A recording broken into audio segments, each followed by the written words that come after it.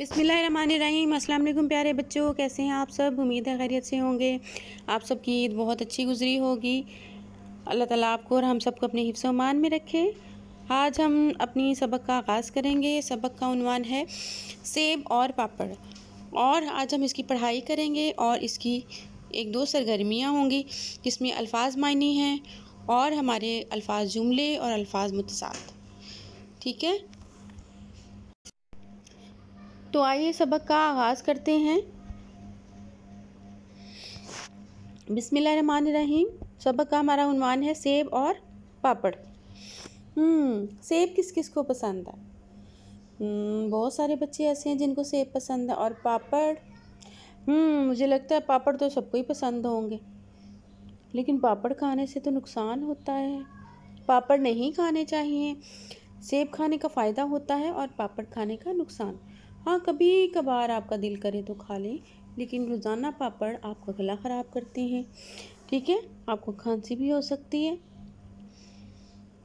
तो पहले हम इस सबक की पढ़ाई करते हैं। अरे, ये इतना शोर किसने मचाया हुआ है? सफ़ा नंबर 74 आपने अपनी किताब का खोलना है और उस पर ये आपने इस तरह से पढ़ना है। अरे, ये इतना शोर किसने मचाया हुआ है? लगता है किसी की लड़ाई हो रही है।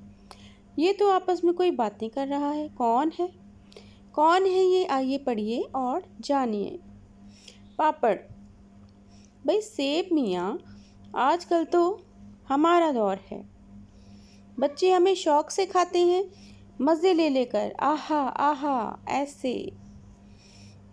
ये बच्चों दो लोगों के दरमियान उन्होंने बातें बताई हैं कि सेब और पापड़ आपस में बातें कर रहे हैं। जैसे आप दोस्त होते हैं, आपस में बातें करते हैं ना, तो उन्होंने एक कहानी बनाई है सेब और पापड़ के हवाले से कि सेब और पापड़ भी बातें कर रहे हैं आपस में।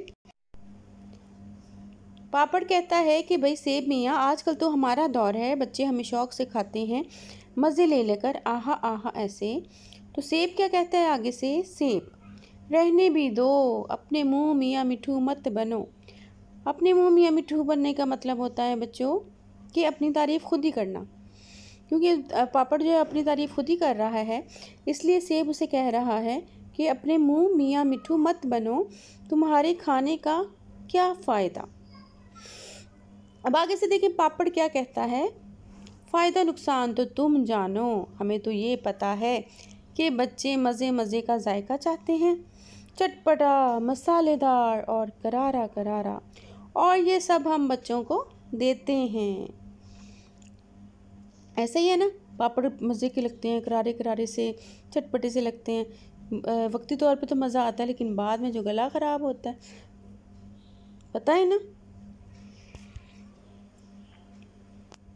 उसके बाद सेब क्या कहता है पापड़ को?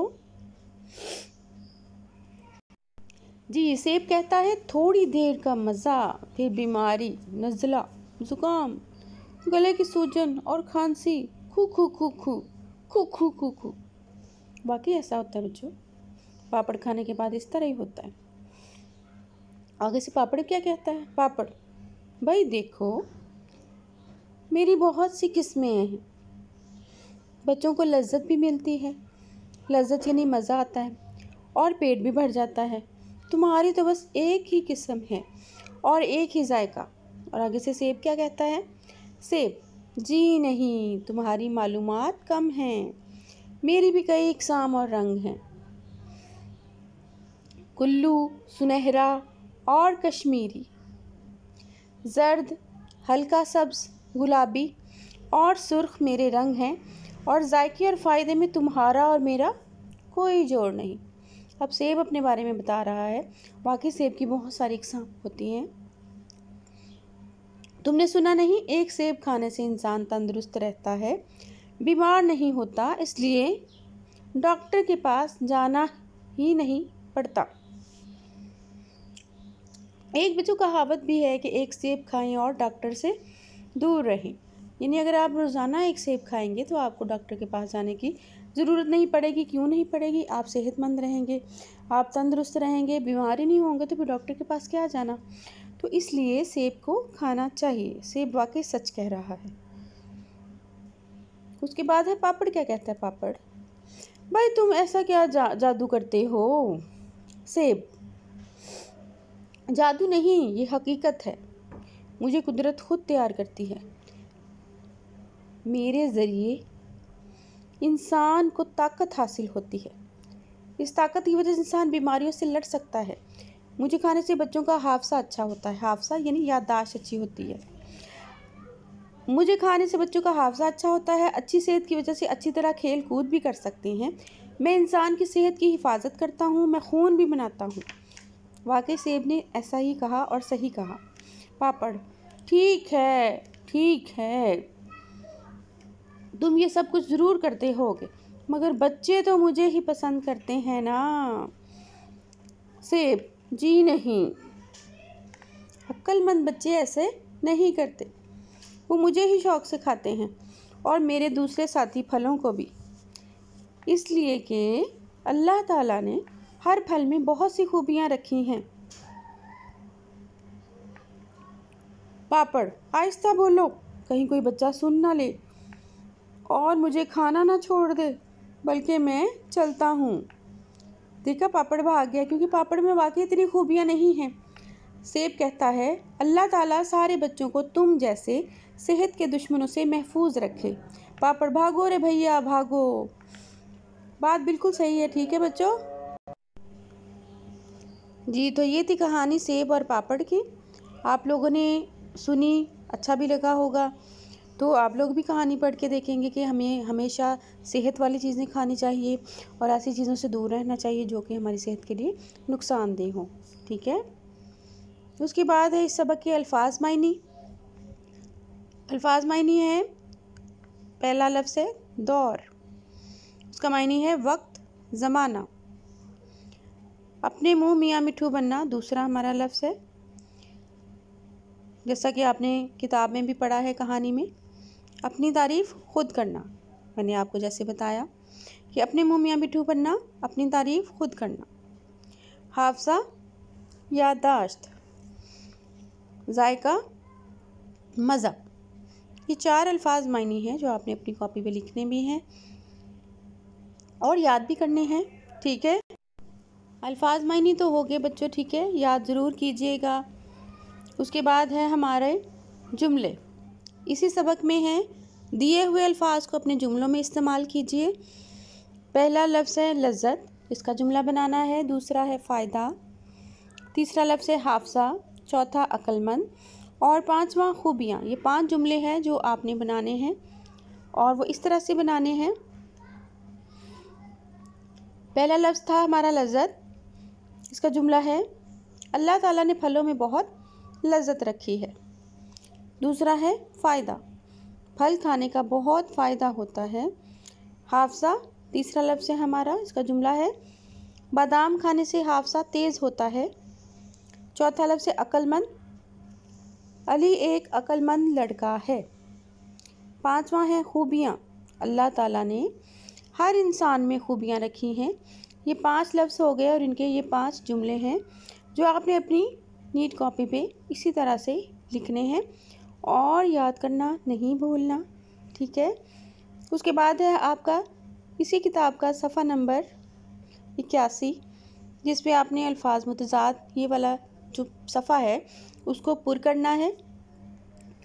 और ये अल्फाज मुतज़ाद मैं पहले आपको करवा चुकी हूँ, यानी उलट अल्फाज, एक दूसरे का जो उलट होते हैं, जैसे दिन रात सुबह शाम। ठीक है, आपको याद आ गया होगा। इसकी मिसाल भी है ऊपर दी गई। पहले हम सवाल पढ़ेंगे, क्या है, ख़त कशीदा अल्फाज के मुतज़ाद लिखकर जुमले दोबारा लिखिए। आप देखेंगे कि मुतज़ाद के इस्तेमाल से जुमलों के मानी बिल्कुल उलट जाएंगे। मिसाल है, सूरज दिन में नज़र आता है, चाँद रात में नज़र आता है। तो सूरज का उलट क्या है, चाँद, दिन का उलट रात। ठीक है, तो उन्होंने कहा है कि जिन लफ्ज़ों के नीचे लाइन लगी है ख़त कशीदा, उनको ख़त कशीदा कहा जाता है। जिनके नीचे लाइन लगी होती है तो उनको हमने उनके उलट अल्फाज लिख के तो हमने जुमला लिखना है, पूरा मुकम्मल करना है।